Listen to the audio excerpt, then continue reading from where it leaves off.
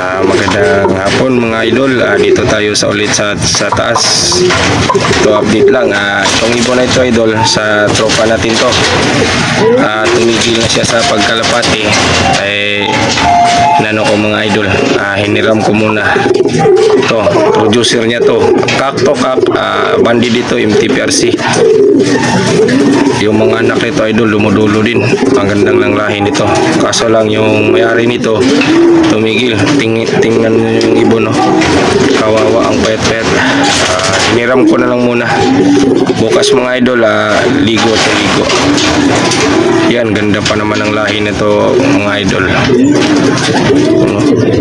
Marumi ng mukha. Dito na muna tayo mga idol. Bye.